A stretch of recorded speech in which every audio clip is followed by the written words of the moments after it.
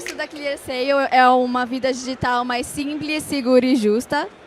Então, a psicologia da fraude é um tema que a gente estuda todos os dias, mas mesmo assim é muito bom conversar. A gente acredita que o futuro começa com uma boa conversa e é isso aqui que o Matheus vai fazer hoje. Eu vou ler a descrição da palestra e aí a gente vai para o bate-papo, tá bom? Se você deseja se tornar um especialista em prevenção e gestão de riscos, essa palestra foi feita para você. 3 gigantes dividindo o mesmo palco. De um lado teremos Risk Leadership Academy e do outro o Merchant Risk Council, ambos juntos com a ClearSale, compartilhando com o público sobre o cenário atual da fraude e tudo o que está acontecendo nos bastidores. Afinal, prevenção de riscos não é gasto, é investimento, já que evitar problemas é bem mais barato que consertá-los, não é mesmo? Então vou passar a palavra para o Matheus Mansur. Matheus, é com você agora. Boa, pessoal. Estamos escutando bem aí? Tá tranquilo? Beleza. Vamos começar aquecendo bem um tweetzinho de cada um se apresentando. Tweet, hein? Tweet. Quer começar? Ana, começa. Vai lá, Ana. Tweet. Oi, pessoal.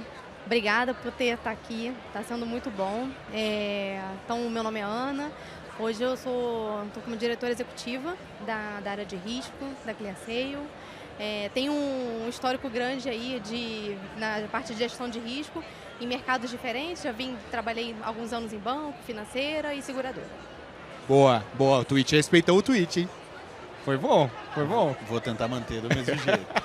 Vai lá, Felipe. Eu sou o Felipe Mariotto, sou cofundador da Risk Leadership Academy, idealizador do Fraud Bootcamp, que é a única formação que a gente tem de gestores e líderes de fraude hoje no mercado. Sou ex-Mastercard, ex-Mastercard, já participei de vários projetos aí de Apple Pay, subi um monte de emissor que está aqui, um monte de credenciador que está aqui, e hoje eu estou engajado aí em formar a próxima geração de líderes de fraude. Animal, animal. Legal. E aí, Jean? Tudo bem? Tudo bem. Prazer estar aqui. Meu nome é Jean Miss, estou aqui representando o MRC, Merchant Risk Council, como co-lead para a expansão do MRC na América Latina. Eu venho da indústria de tecnologia de pagamentos já há um bom tempo, sou um pouco mais velho que meus colegas aqui, como dá para notar. Não, que isso. Tive 10 anos à frente da AD na América Latina e agora estou há 2 anos à frente da região Américas para a PPRO, que é uma empresa de tecnologia de pagamento, de infraestrutura de pagamentos também. E gosto muito de falar de fraude, então é um prazer estar aqui. Galera, vai ser um papo muito legal. Eu acho que a gente vai ultrapassar 1 hora, porque eu quero me apresentar. Eu sou o Matheus Mansur, sou superintendente comercial da ClearSale, porém, sou estatístico de formação. Então hoje eu vou fazer só pergunta de estatística, brincadeira à parte. Vou fazer um monte de perguntas de gestão de risco e com certeza vai ser super legal para quem está aí. Só que antes eu queria que as pessoas levantassem a mão. Quem aqui trabalha em algum varejo ou é dono de um e-commerce, só para a gente tá avaliando, beleza? E tem alguém que trabalha na área de risco, ou seja, é analista de risco, legal, tá, beleza.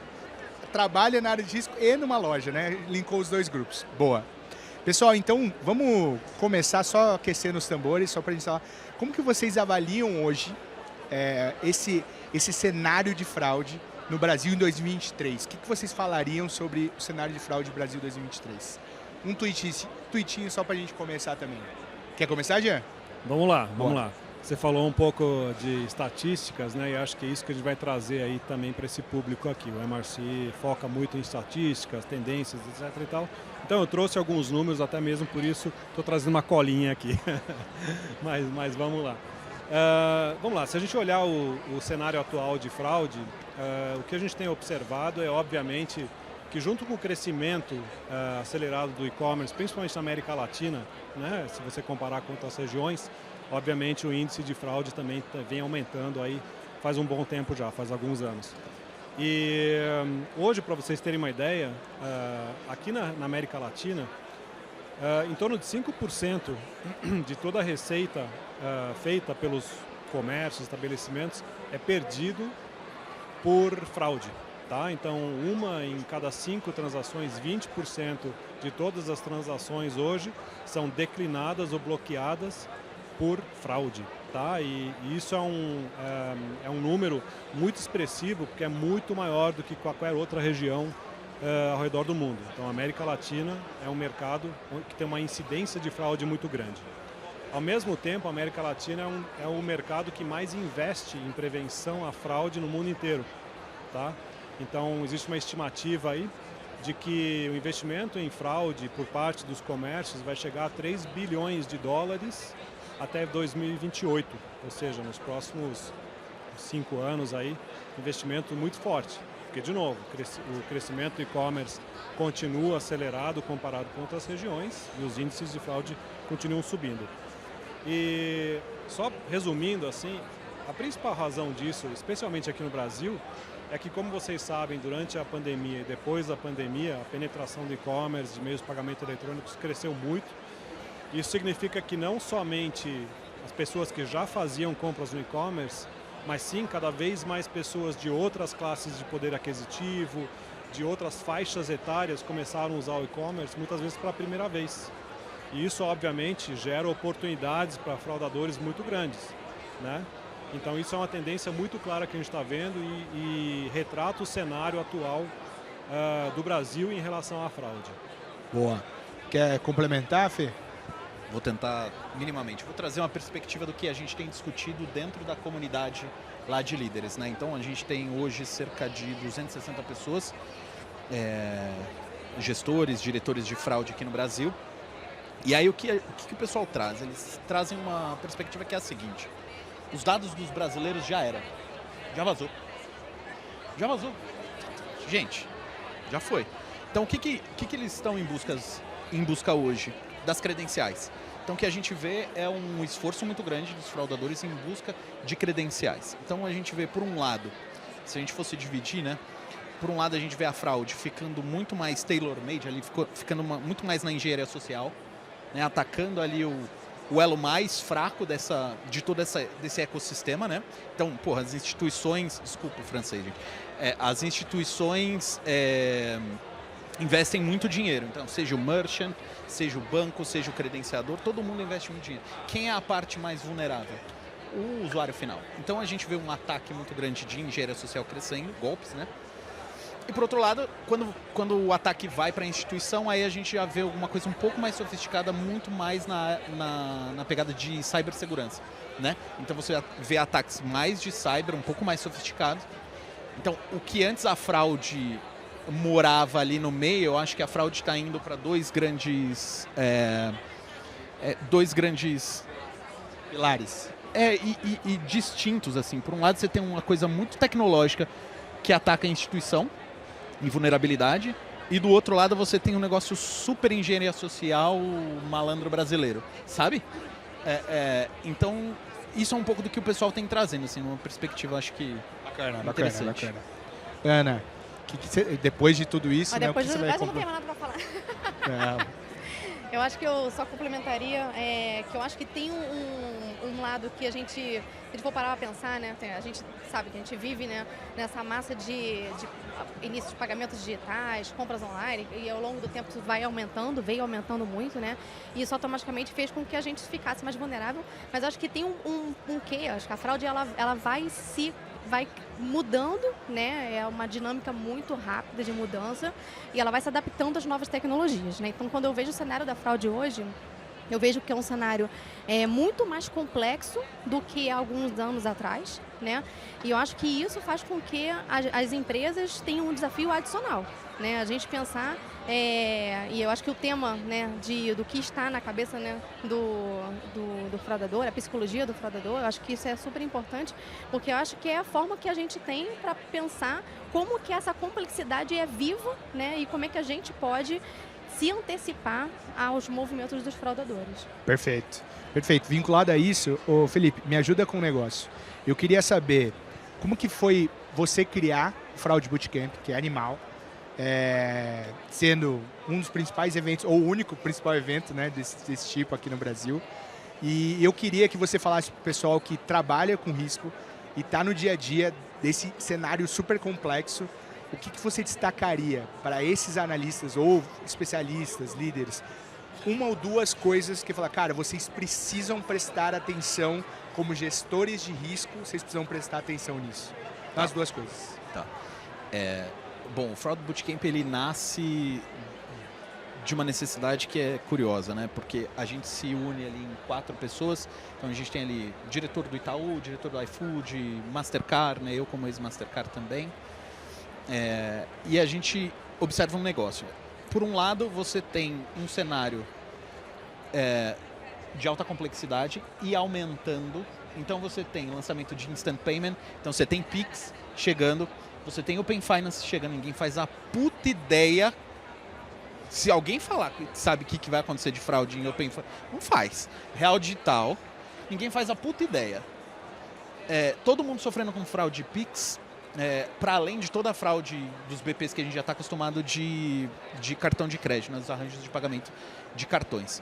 Então você tem uma tendência de complexidade aumentando e, por outro lado, uma dificuldade muito grande de achar profissional qualificado, que a gente observava. E não sou nem eu falando, é os diretores que têm grandes operações falando. Poxa, eu não consigo contratar gente pronta porque demora, porque todo mundo aprende na raça. Tomando granada lá na frente, sabe? Prevenindo fraude. E aí demora muito a curva para o cara estar minimamente maduro para tomar decisões. Como é que a gente faz para diminuir essa curva de aprendizado? Bom, essa foi uma das coisas. A outra coisa bom, beleza. É muito caro treinar dentro de casa, é muito difícil. É muito difícil falar que um gestor que fala, não, eu separo X tempo para ir lá treinar. Mentira. Ou me manda aí que eu vou trabalhar aí, velho. Sabe? É um pouco difícil isso. Então tinha essas duas grandes dificuldades. Então a gente fala, bom, e se a gente traz esses 15 anos de aprendizado aí do pessoal, mistura aí talvez com metodologias de aprendizagem, né? Então a gente trouxe lá, foi lá em Harvard, buscou o que é cutting edge em tecnologia de aprendizagem, então como é que adulto aprende da melhor forma, beleza. Misturamos isso no liquidificador, saiu o Fraud Bootcamp, entendeu? Então acho que é um pouco isso. O que agora eu diria para quem está prevenindo fraude? Olhar para os 4 pilares, não é só sobre prevenir fraude, é sobre prevenir, detectar, remediar e reprimir fraude. Então você tem que ter uma estratégia equilibrada. Prevenir, você vai conseguir prevenir 100%? Não vai. Vai passar fraude. Então quando passar, você tem que detectar o mais rápido possível. Detectou, você tem que conseguir remediar. Remediar é o famoso chargeback, né? Como é que você transfere a responsabilidade financeira para outra instituição daquele ecossistema, ou qualquer coisa que seja próxima ao chargeback em outros arranjos de pagamento. E reprimir como é que a gente contra-ataca, como é que a gente derruba phishing, como é que a gente vai buscar vai contra-atacar, como é que a gente faz para fazer parceria com instituições governamentais para ir buscar essas quadrilhas. Beleza. Então, acho que uma estratégia equilibrada de 4 pilares é importante. Não vai dar para gastar dinheiro em tudo, você não vai ter dinheiro, principalmente com o cenário macro que a gente vê. Então, esse é o primeiro. Pense nos 4 pilares. O segundo adapte isso à maturidade do seu produto e sua empresa. Você tem que olhar o produto e falar, não adianta você querer montar porque, todo mundo se empolga, viu? X mil tecnologias, sabe? Vou colocar biometria, vou colocar geolocalização, eu vou colocar comportamental, E, cara, será que você precisa de tudo isso mesmo? O produto precisa de tudo isso? Então tem uma visão de produto super importante aí para você considerar quando você está pensando em criar soluções seguras e confiáveis. Acho que é um pouco por aí. Boa. Aproveitando, Ana, dado que ele falou de todos esses pontos, problemáticas, como que é para você hoje na ClearSale versus as tendências de fraude que existem no mercado? O que a ClearSale está se preparando? Como você enxerga isso? Quais tipos de componente podem te ajudar? Você acha que a complexidade ou a simplicidade no seu processo versus o seu produto hoje pode te ajudar também? Fala um pouquinho sobre isso. Então, eu acho que, até como ligando o gancho do que eu falei um pouquinho antes, né, pegando toda essa complexidade, né, e eu acho que além da complexidade e a dinâmica da mudança, né, o que a gente acha que quando acha que resolveu, entrou outra brecha, né, eu vejo muita fraude como uma água que vai encontrando brechinhas e vai passando por todos os cantos e a gente está ali tentando tampar todos os buracos, né. Então, dando até um passo atrás, assim, como é que a gente funciona? A gente tem em torno de 95% hoje da nossa decisão automática, né, que é baseada em vários algoritmos, aí eu vou falar um pouquinho mais. E aí a gente pode até chegar, eventualmente, dependendo do segmento, até 99% de aprovação, de decisão automática. E depois disso, o que a gente não consegue decidir automaticamente vai para a análise humana, né? E quando a gente fala da análise humana, eu acho que aí está um grande segredo, acho que um grande potencial nosso da Clear, que é garantir que o pessoal que está ali, o time que está fazendo, né, à frente da análise humana, eles têm uma expertise imensa, né, em fraude. E eles têm um diferencial danado, que é entender nuances que hoje o algoritmo na decisão automática não consegue tomar. Então, o ponto principal, que eu vejo isso como, tipo, para mim o X da questão, é garantir que qualquer coisa que a gente veja ali na análise humana seja retroalimentado de forma quase que automática nos nossos algoritmos e que a gente faça essa roda girar. Né? Pensa que hoje a nossa decisão, se eu fosse pegar assim, 3 pilares, né, que norteiam toda a tomada de decisão, a gente tem aqui a inteligência artificial, né, a utilização correta dos dados e a expertise humana. E quando eu falo da inteligência artificial e da análise da parte de análise de dados, o dado por si só, ele não tem toda a sua... Ele é sem dados, a gente não faz nada, né? Mas o segredo é saber utilizar corretamente os dados, para que eu consiga fazer a pergunta certa para a inteligência artificial, né? Então, assim, o segredo é conseguir potencializar tudo isso, né? Então, de nada adianta se eu tiver expertise humana fazendo uma análise muito maravilhosa, se isso não retroalimentar, né, meus dados, que não retroalimentar minha inteligência artificial e fazer com que essa roda gire. Esse é o nosso principal segredo aí, que eu acho que a gente vai juntando, principalmente as novas tecnologias. Então a gente vai, tecnologia, né? A gente tem a biometria, a gente tem um mundo de novos componentes, várias outras coisas entrando. E eu acho que o nosso ponto é como orquestrar isso de uma forma super casada para que a gente consiga ter Fenomenal. Eu tenho um ponto que é muito legal sobre isso. Ó, tudo bem, pode colocar o foninho que vai. Pessoal, eu trabalho há 12 anos na ClearSale, E hoje eu sinto uma ansiedade, foi o que você falou e agora você complementou, que é as pessoas querem colocar tudo num processo de funil de antifraude. Biometria, documentoscopia, quero colocar, sei lá, qualquer coisa e querem colocar como uma camada de proteção. E eu penso muito, e aí eu vou jogar um pouco para vocês, eu penso muito que a gente deveria ser uma gestão de risco eficiente. Eu não preciso ter tudo, mas eu preciso ser eficiente. E eu não consigo comunicar isso ao mercado, porque parece que o mercado solta uma ferramenta nova, todo mundo quer contratar. Vou sair contratando, biometria resolve o mundo. Cara, a gente já viu que não. Saiu o negócio XPTO, vamos contratar que vai resolver o mundo. Não. Mas, cara, as pessoas nesse mercado e nessa profissão estão esquecendo talvez do básico. Aí, Fê, se você quiser falar, me ajuda, que é o cara. Estão esquecendo do básico que é, cara, eficiência. Indicadores, aprovação, redução, que é o primeiro ponto lá, o primeiro pilar. Como que eu faço uma prevenção que otimiza esses indicadores? Eu acho que a gente está esquecendo de falar disso e falando muito de novas ferramentas. O que você acha, Fê? Acho que tem um aspecto, tem uma frase que eu gosto muito que diz o seguinte, cuide das pessoas, das soluções e dos resultados. Nunca inverta a ordem. Das pessoas, das soluções e dos resultados. Então, acho que o primeiro ponto é você estar com o time certo, estar com o time treinado, estar com o time capaz de tomar essas decisões. Esse time vai buscar as soluções mais adequadas. E aí, colher resultado é consequência, sabe? Isso parece pitch de vendas, mas não, é o jeito que a gente gere lá dentro da RLA, o time, e que eu acredito como filosofia, sabe? Acho que complementando o que você falou, tem um aspecto que eu acho que a gente está eu sei que é duro dizer isso, mas eu acho que a fraude está resolvida, de certa forma. A gente tem um framework para manter os produtos e os serviços de forma saudáveis. Já tem, é só colocar lá.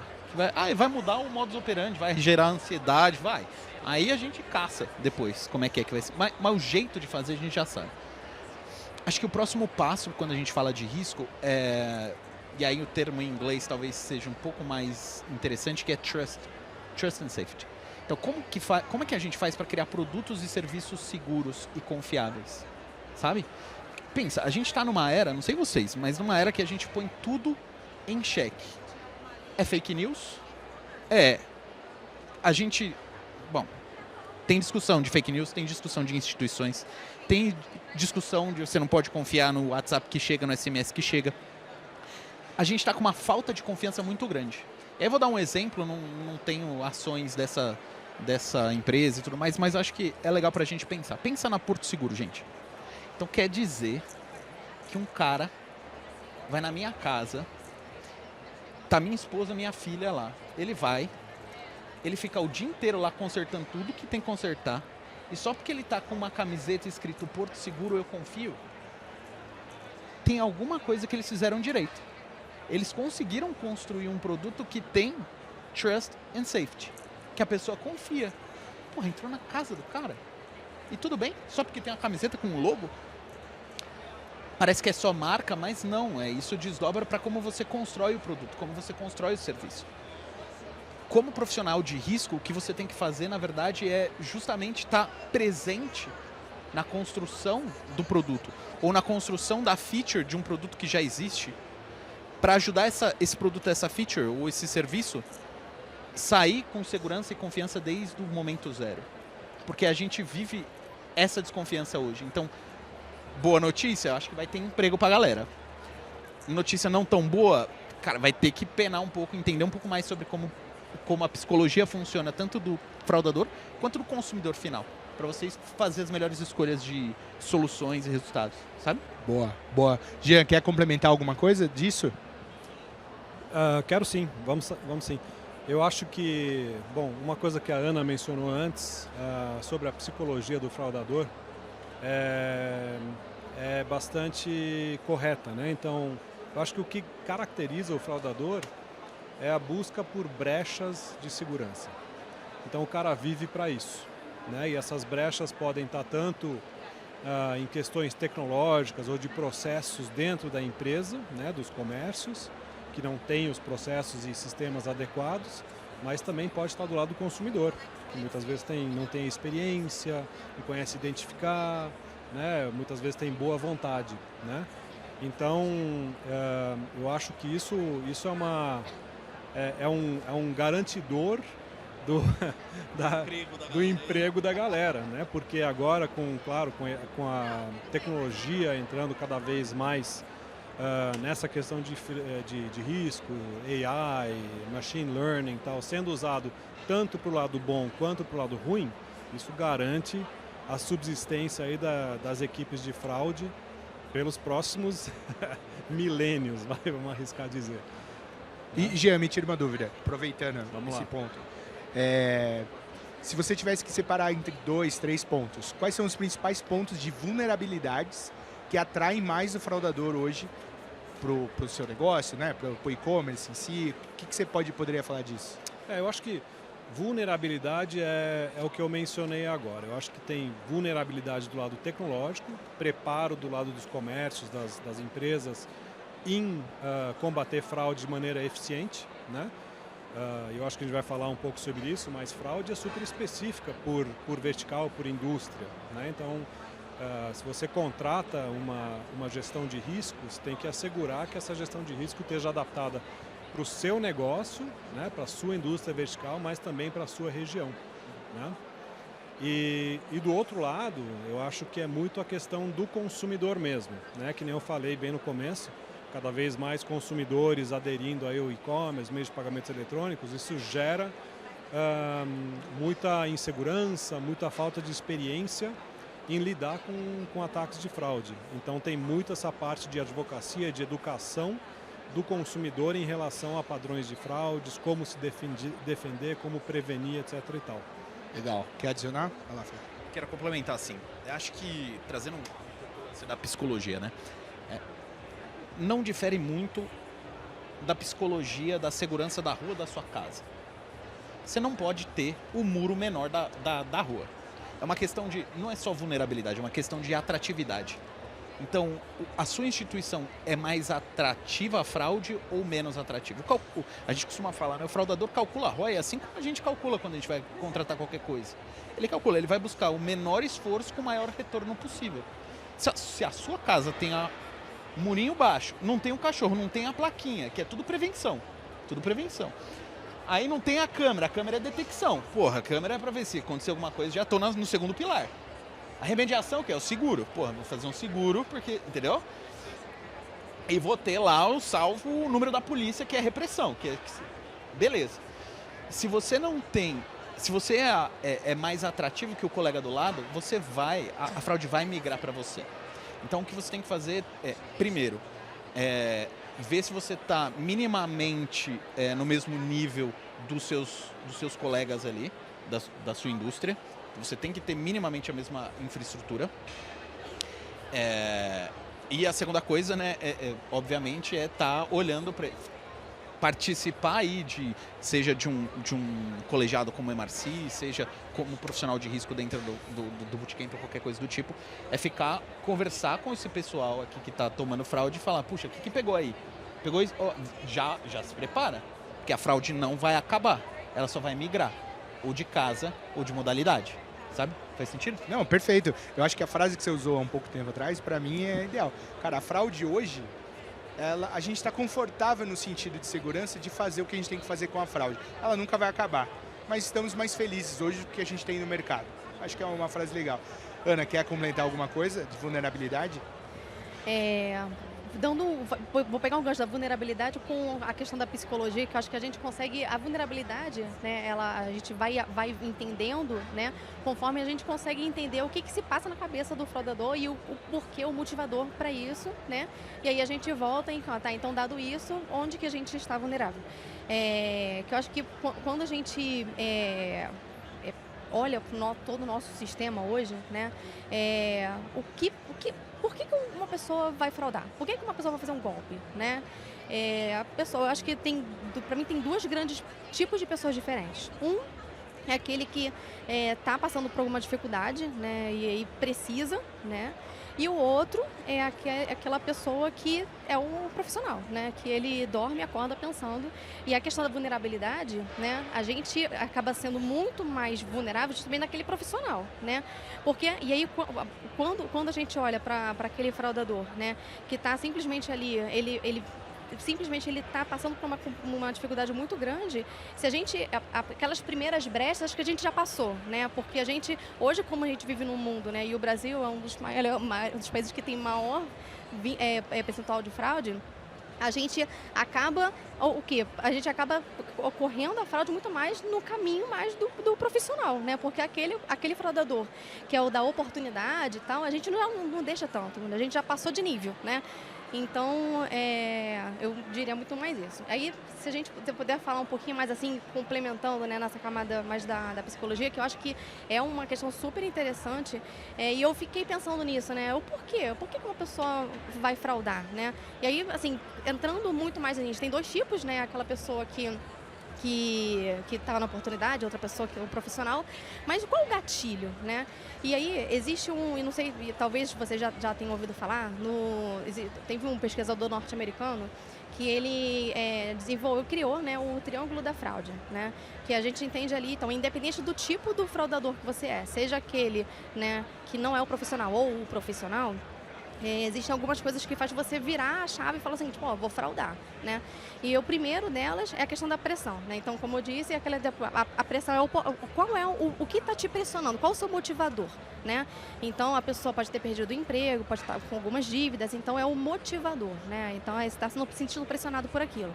O segundo é a questão da oportunidade, que aí vem a questão da vulnerabilidade, né? Então a gente tem ali, será que o cara conhece brechas no sistema, né? Então ele vai vendo a oportunidade. Então se o cara tem a pressão, se sente pressionado e a gente não se protege, né? A gente dá o gatilho aqui para o segundo ponto, que é a questão da oportunidade, né? E o terceiro vértice aqui desse triângulo, né, é justamente a questão da racionalização. É o que, na prática, é a nossa consciência, né? E o fraudador, ele tem, eu acho que quando a gente olha para o nosso cenário hoje, né, que falando na fraude do e-commerce, Eu acho que a fraude acaba ficando muito mais fácil de acontecer. Quando digo fácil, eu digo pensa que a pessoa que está sendo ali vítima não tem rosto para o fraudador, né? Então, isso acaba fazendo com que o cara tá ali por trás, ele não está vendo a pessoa, né? Então, faz com que esse terceiro vértice, que é a questão da racionalização, acaba ficando muito mais tranquilo, né? E se ele é motivado ali pela pressão e pela oportunidade de ver, cara, tô vendo uma brecha aqui, né? Ele fala, e eu não tô vendo a pessoa, não tô vendo a vítima na minha frente, né?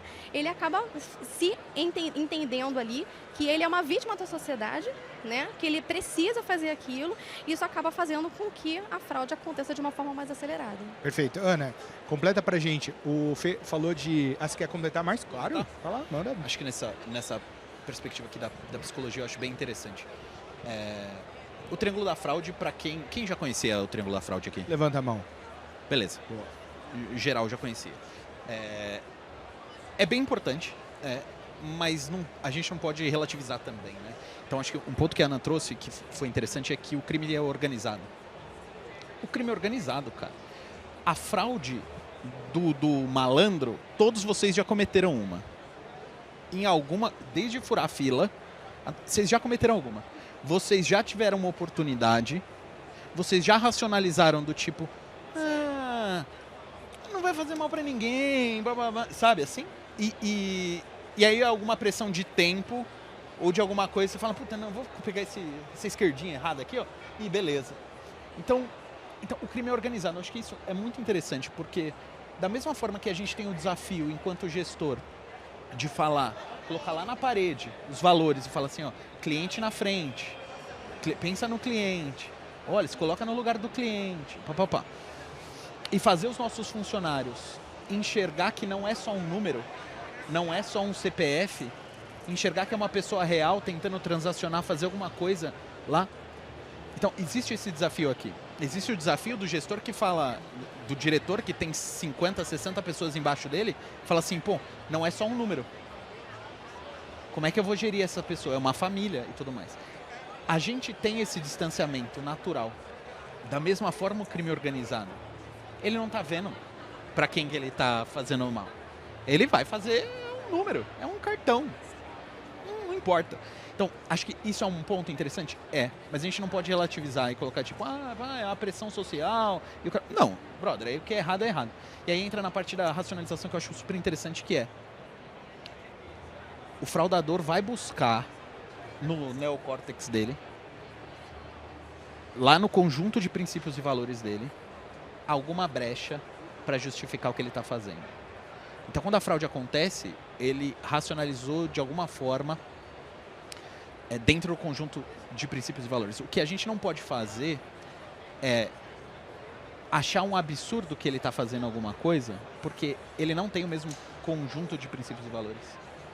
Então, para entrar na psicologia do fraudador, a gente não é jabá, mas a gente tem um módulo que é como pensar como um fraudador lá, que é, você não pode pensar com a sua lente, com os seus princípios e valores, porque senão você não vai chegar onde ele vai chegar.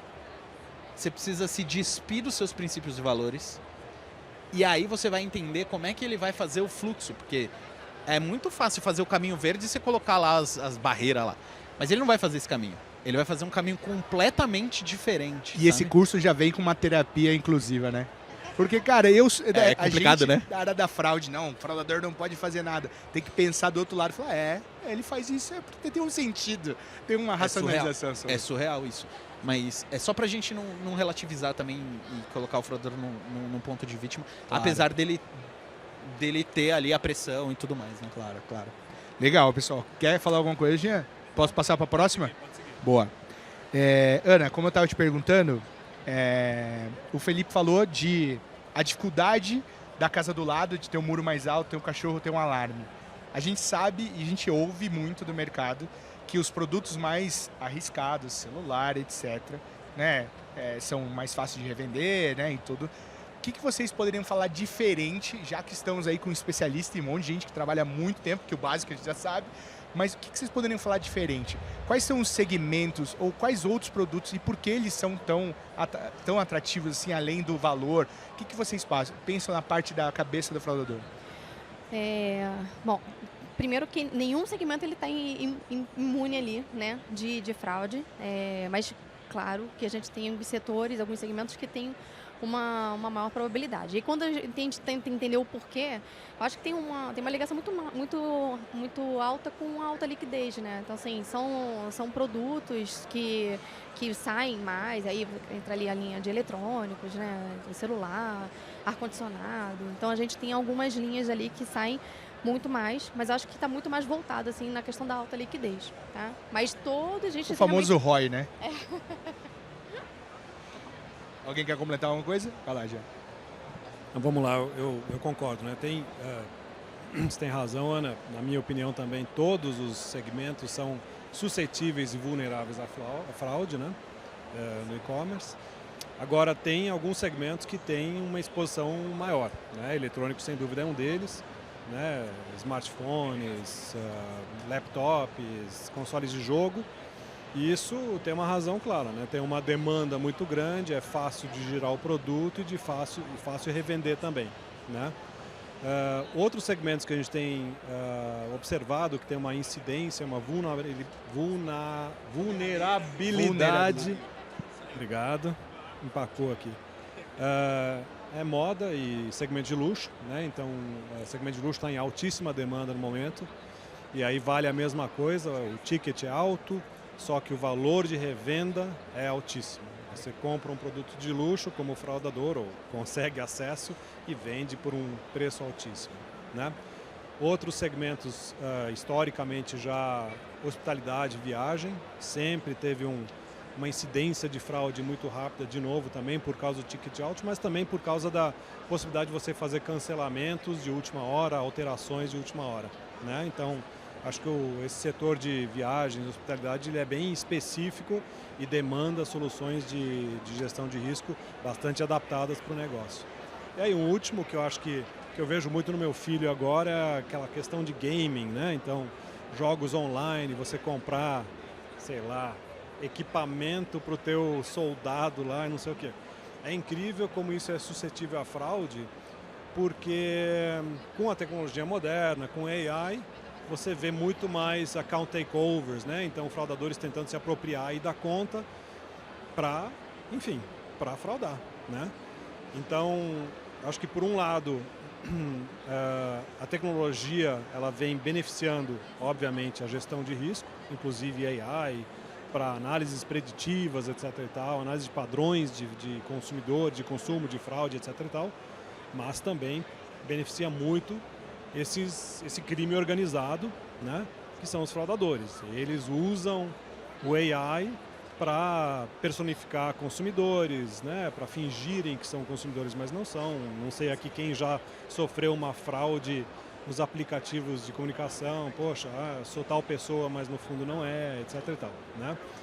Então, a tendência é que isso vai aumentando conforme a tecnologia vai ficando mais apurada, mais moderna, né? Então, e aí o mais importante para os dois lados, essa batalha sempre vai existir entre os que protegem contra a fraude e os que cometem a fraude. Eles estão usando a mesma tecnologia disponível. Então isso vai ser uma batalha constante e para os comércios, para os estabelecimentos, o mais importante é acompanhar a tecnologia. Então você tem que por um lado, munir com tecnologias comprovadas, né? Então gestão de risco, ferramentas de gestão de risco, e tem que ir adicionando e ampliando o seu leque. Por exemplo, com soluções que as bandeiras oferecem, tokenização, 3DS, etc. e tal, mas aí partindo cada vez mais para machine learning, AI, para complementar essa perna que agora os fraudadores estão caindo em cima e buscando maneiras de monetizar, né? De maximizar os ganhos deles através de AI, etc. e tal. Boa. Então, Boa, Jean. Pessoal, uma pergunta para todos, que acho que vai ser legal essa discussão. Quais são os sinais que o gestor de risco, hoje que está aqui, precisa prestar atenção do que está acontecendo com ele, pessoalmente, ou na empresa que ele trabalha, que seriam pontos importantes para ele levantar pessoal, tem alguma coisa estranha. Como que vocês começam a ver que tem alguma coisa furando o seu sistema? Quais coisas que vocês poderiam falar? E dentro da gestão de risco, o que vocês dariam de dica para não fazer? Isso é legal, essa segunda não está no script aqui, hein? Pulei o O script. que não fazer na gestão de risco? Tem duas perguntas. Então, a primeira é, qual o sinal, qual aquele sinalzinho que você fala, putz, cara, quando vocês começarem a ver isso, presta atenção. Ou analisa um degrau abaixo, vai uma camada mais embaixo. Um exemplo. E a outra é o que não fazer. O que o gestor de risco não pode fazer. Posso começar aqui? Claro. Então vamos lá. Eu acho que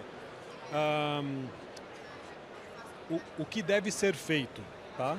É o que você já mencionou. Eu acho que hoje a gente tem uma quantidade de dados e tecnologias que trabalham com dados disponíveis que permitem você, como empresa ou empresa que fornece soluções de risco, de monitorar qualquer desvio da norma, né? Então, se você vê picos de fraude ou padrões de fraude que saem do que você vem observado historicamente, isso já é um primeiro alarme, já demanda que você faça uma análise mais específica, porque isso pode ser o começo de uma nova brecha de segurança que vai ser, se for assim, explorada pelos fraudadores, né? Então, lembrando que o fraudador, ele quer maximizar o ganho dele quando ele acha uma brecha, porque ele sabe rapidamente essa brecha vai ser fechada. Então, ele tem que usar esse pouquíssimo tempo, essa janela de oportunidade para meter o pau, encher o bolso de grana, né? Então, acho que esse é um ponto. E o que, obviamente, não deve ser feito é o contrário, é ignorar tendências, se acomodar baseado talvez no sucesso que a empresa vem tendo na gestão de risco, sem se preocupar com tendências, com coisas que estão vindo. Empresas de gestão de risco, empresas que oferecem produtos e serviços de qualquer tipo, têm que ficar ligadas na tecnologia, em tendência, olhando para frente. Né? Legal. Acho que o que o gestor de risco não deve fazer?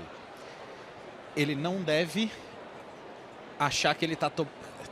Duas perspectivas aí. Ele não deve comemorar que ele está tomando pouca fraude. Isso não é porque ele é bom. Não é. É porque ele não foi... É sorte. Não, é mais sorte do que juízo. Isso é uma perspectiva. Outra perspectiva é: não estou tomando muita fraude. Quer dizer que você não está faturando o suficiente. Você tá batendo no PNL do produto. A gente fala muito de prevenção à fraude, mas, novamente, é sobre trust and security. Trust and safety. É sobre você oferecer a melhor experiência para o cliente final. A briga do gestor é taxa de aprovação. É pegar fraude? Mas é o quanto menos eu gero atrito para o meu cliente. Porque no final do dia, o que você quer é faturar. Então, acho que isso é uma boa coisa dele não fazer, não comemorar. Posso resumir essa frase, que acho que para mim ficou legal. Então, o gestor de risco, na sua visão, não poderia deixar de ver a aprovação. O nível de aprovação da loja. O nível de aprovação tem que ser uma das principais coisas. Ele não pode comemorar que a fraude está baixa. Não é só fraude. Boa. Ele não pode comemorar que a fraude está baixa. O que ele deveria fazer, acho que entra na perspectiva que você trouxe, que é quais sinais, né? Acho que vou nessa linha. Sinais está muito em linha com detecção, pilar de detecção.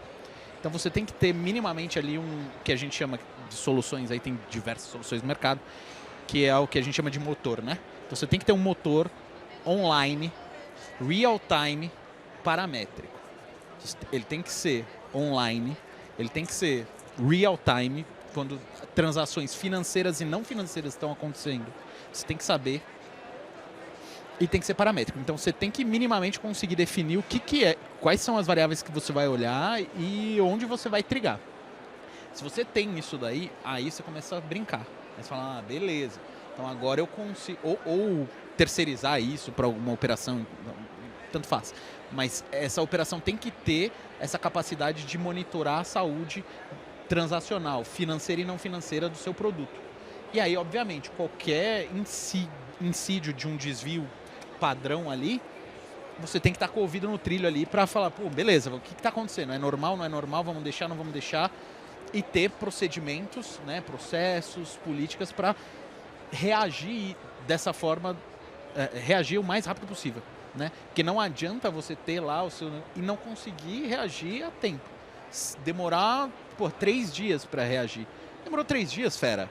Desculpa, out of business. Out of business. Se a brecha for grande mesmo, já era, sabe? Então acho que é um pouco isso. Faz sentido? Faz, pô. Ana, quer completar?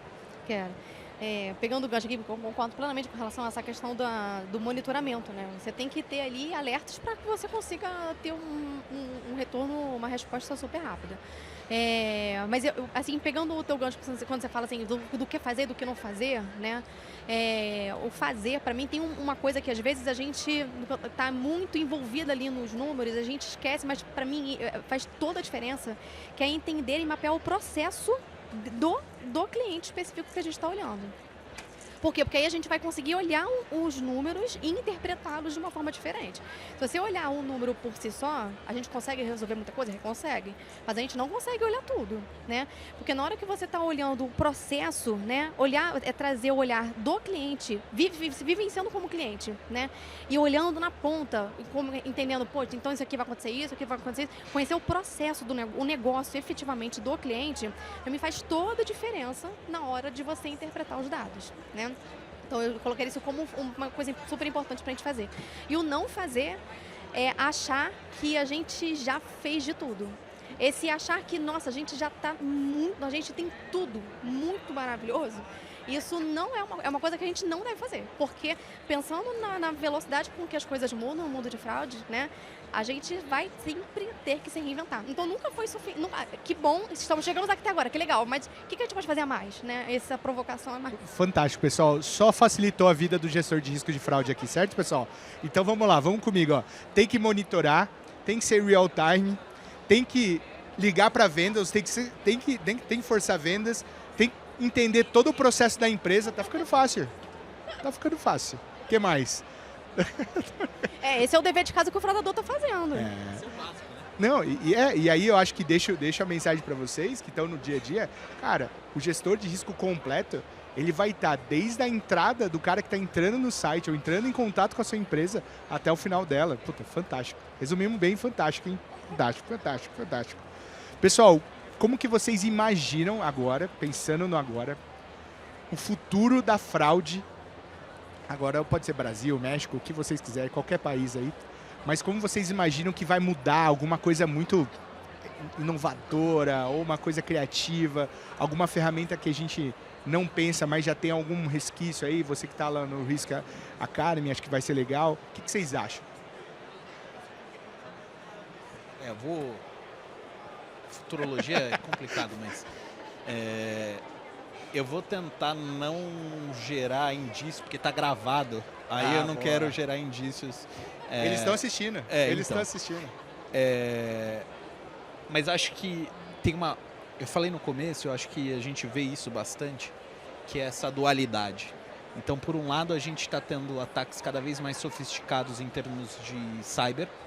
Então, você tem vazamentos, você tem ataques específicos a grandes instituições, numa perspectiva muito mais cyber, muito mais tech, high-tech. Ótimo. Achei um jeito animal de falar. Ó. Você tem, por um lado, um high-tech, low-touch. Então, é completamente high-tech e ele não toca em ninguém. Você nem vê o negócio acontecendo. Cyber. E, por outro lado, você tem um low-tech, high-touch. Que é tipo... É o cara na mão ali invadindo Instagram. Link de pagamento. Instagram, link de pagamento, WhatsApp, moendo a fraude. Então você tem um low-tech, high-touch e um high-tech, low-touch. Então a fraude é a intersecção desse negócio, eu acho. Então, sobre a perspectiva de um profissional que quer se manter, né, e gosta dessa perspectiva, eu acho que você tem 2 caminhos que você tem que olhar. Você tem que cada vez mais ficar um pouco mais técnico, entender um pouco mais de cyber e tá ligado em como fazer o processo, como é a jornada do usuário final, high touch, low tech, como é que o cara mexe no negócio. Acho que é um pouco por aí. E aí, assim, eu não me comprometo em futurologia. Tá ótimo. Sem futuros. Legal, gosto dessa tocada cyber, que eu concordo plenamente, né? Eu acho que é legal quando você olha um pouco assim a evolução do que aconteceu para você tentar adivinhar o que vai acontecer no futuro, né? Então, se a gente olhar início, primórdios aí do e-commerce, o que surgiu primeiro foram as ferramentas de gestão de risco, né? Fazendo checagem de velocidade, etc. e tal. Né? E isso já está super consolidado, ainda é usado, se desenvolveu com o tempo, mas é o padrãozão que ainda é muito utilizado hoje. Com o tempo surgiram aí as tecnologias da autenticação de transações, né? Então biometria, etc. e tal.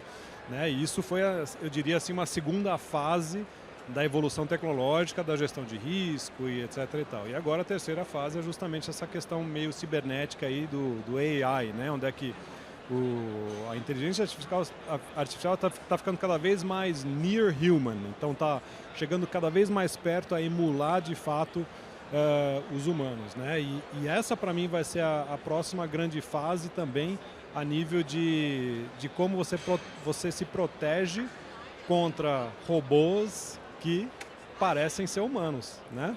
E aí a grande vantagem do ponto de vista de gestão de risco do AI, para mim, pessoalmente, é a capacidade de fazer análises preditivas, né? Olhando, padrões aí de consumo de consumidores e aí fazer inferência sobre como é que essa pessoa vai se comportar no futuro. É normal que ela vai fazer esse tipo de transação baseado, né? Então o AI tem essa capacidade de fazer essas inferências e essas extrapolações aí de uma realidade. E isso vai ser poderosíssimo tanto para o fraudador quanto para o que combate a fraude. Boa. Falando de futuro, né? Eu acho que para mim, para falar do futuro, tem que olhar um pouquinho para o passado. Porque eu penso o seguinte, a fraude, lá atrás o pessoal fazia o quê? Fraude em cheque, né? Depois começou as compras online e assim por diante. Então, quando a gente olha para frente, né? Eu acho que a gente aqui, acho que ninguém aqui vai ter capacidade, né? De dizer certeza como é que vai ser o futuro. Porque o futuro aqui da prevenção à fraude está 100% casado com como é que é o futuro online. Como é que está o futuro no e-commerce, como é que está o futuro, né, na abertura de conta online, tudo isso. Então, assim, por exemplo, chegou o Pix, a gente nem imaginava, chegou o Pix. E aí, hoje, a gente já vê fraude no Pix, então eu acho que é isso. Então, o mundo, ele vai girando, né, com relação à evolução das tecnologias. Muito bom. Eu queria deixar um recado para quem é de marketing, diretor de marketing também de produto.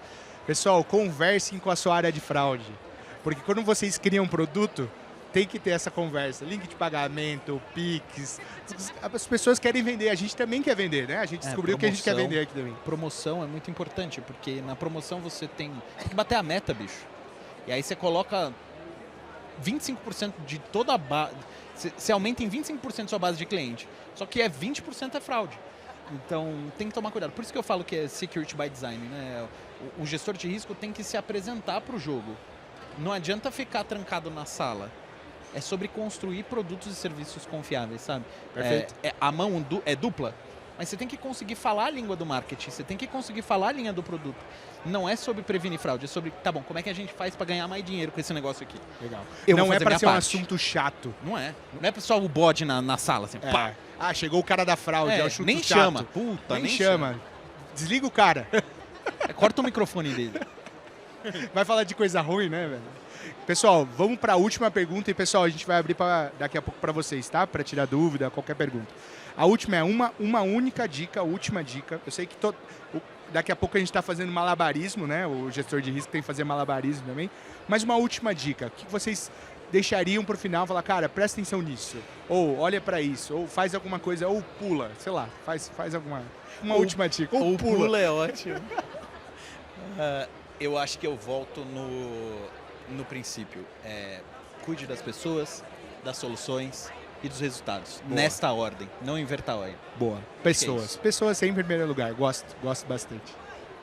Ana. Bom, eu vou acabar repetindo algo que eu falei, mas acho que para reforçar, acho que a dica que eu daria era: domine o seu processo. Eu vou dar outra dica que eu pensei agora. Não economize no compartilhamento dos dados com relação para quem está te ajudando a prevenir a fraude. porque eu acho que isso é super importante, né?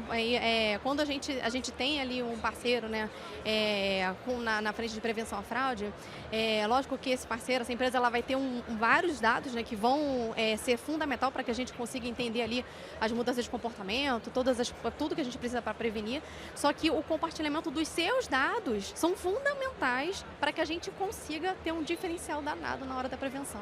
Adicionamos mais um pilar, pessoal. Dados, tá? Tá tranquilo. Daqui a pouco a gente vai adicionar mais. Vamos lá, para finalizar aqui, eu acho que, bom, além dos básicos, que eu vou só mencionar, mas dando uma dica só, tá? Além do básico, que é investimento em tecnologias de fraude, que é básico, não precisa nem mencionar. Segundo, acompanhar tendências tecnológicas, AI, etc e tal, acho que é super importante, mas a dica que eu quero dar, que muitas vezes eu não sei se é ignorada por comércio, etc e tal, é disseminar conhecimento sobre fraudes, é informar, educar os seus clientes, seus consumidores sobre fraude, né?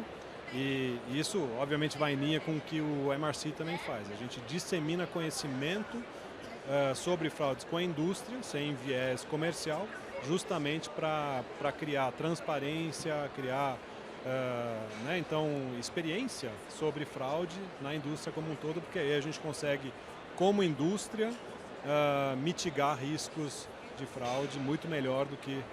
Olha o gancho que você me deu. Mais um pilar super simples. É a gente envolver todos os stakeholders para conhecer o que é gestão de risco de fraude. Justo. Desde o presidente da empresa, para não te cortar naquela reunião. Tem que envolver, cara. Tem que educar. É difícil. Tem, e eu acho que as falas dos colegas aqui me trouxeram uma perspectiva que é importante. Vamos tirar o crachá agora. Não estou falando para a instituição. Porque a gente falou do gestor. Não, vou falar para vocês. Cara, ativa dos fatores de segurança dos aplicativos que vocês têm. Usa os fatores de segurança que as instituições estão tentando fazer. Pô, vai, WhatsApp, pô, faz as coisas que tem que fazer de segurança do negócio, sabe? Instagram faz o negócio, gera as chaves lá. Utilizem isso, porque os dispositivos de vocês são talvez o diamante aí que o pessoal está buscando, né? Então, pô, utiliza. Tirando a crachá, porque é falando na PF mesmo. Se vocês não segunda validação, né? Pô, é básico. Exato. Quem aqui não tem segunda validação no WhatsApp? Não tem. Quem não tem? Tamo bem, acho, hein? Felipe, ótimo. tamo bem. Ou se não levantou, ficou com vergonha. Claro. Você vê só a mãozinha, assim, a primeira mãozinha, né? É isso. Boa. Pessoal, eu vou completar e aí jogo pra vocês. Não sei quem tem pergunta. Eu gosto muito de pessoas, cara. Eu acho fantástico. Eu acho que para quem está no mercado de fraude, tem que lembrar que a gente trata de uma solução muito sensível. Pensa que quando você está prevenindo a fraude, é você que está comprando. Então você precisa fazer aquele cara, que é você mesmo comprar. Se você bloquear aquela compra, pensa que é você que pode não estar conseguindo comprar naquela loja. Isso é muito sensível. Como você bloqueia aquela pessoa que está comprando, você é o decisor daquela pessoa comprar ou não na sua loja. Cara, isso é muito sensível, eu gosto bastante. Boa. Pessoal, perguntas. Vamos lá, levanta a mão. Temos aqui já, ó. Esse aqui. Oi, a minha pergunta vai para o Jean. Boa. Jean, eu sei que você tem uma experiência internacional, você frequenta fóruns de discussão, assim, de diversos níveis e tal. E aí eu só queria que você confirmasse, de fato, a fraude no Brasil é diferente, que eu estou vendo que a gente tem grandes marcas brasileiras aqui participando com a gente. Então, eu queria saber, o Brasil, de fato, é um celeiro de fraude e de tecnologia antifraude? Como é isso? Vamos lá, Michele.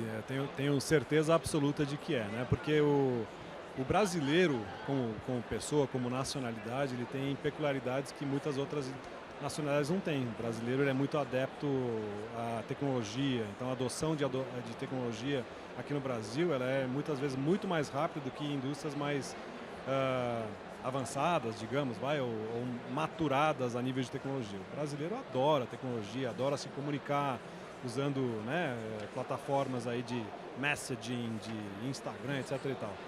E isso, ao mesmo tempo que é uma coisa boa, né, porque isso acaba trazendo assim, uma dinâmica na comunicação muito grande na população brasileira, gera também frentes para fraudadores, né?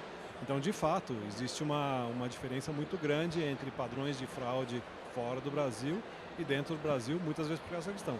Claro que tem as questões sociopolíticas aí também, né? Então, o nível de formação no Brasil é mais baixo do que em muitos países da Europa, Estados Unidos, por exemplo, também. Mas isso também, claro, cria uma fragilidade que fraudadores, que são organizações criminosas, exploram, né? Sem dúvida. Muito bom. Alguém quer adicionar alguma coisa? A gente exporta fraude, a gente exporta fraudadores, a gente não pode se orgulhar mais disso. Verdade. Boa. Mais perguntas? Alguma? Não? Não? Nenhuma? Ó. É o metrô passando, né? Caraca, velho. Pessoal, então... Entendi. Eu tô tentando me despedir deles. Vamos só esperar para ver se... Acho que foi, hein? Beleza. Pessoal, então eu queria agradecer, foi um painel muito legal. Estou honrado em entrevistar vocês de verdade. Gosto muito desse conteúdo. Sou estatístico de paixão, não utilizo mais, sou comercial, já estou tentando vender. Mas gosto muito, obrigado mesmo. Contem comigo aí se precisar de alguma coisa. Obrigado pessoal que também ficou aí assistindo e fazendo aí perguntas, reagindo, que foi muito legal.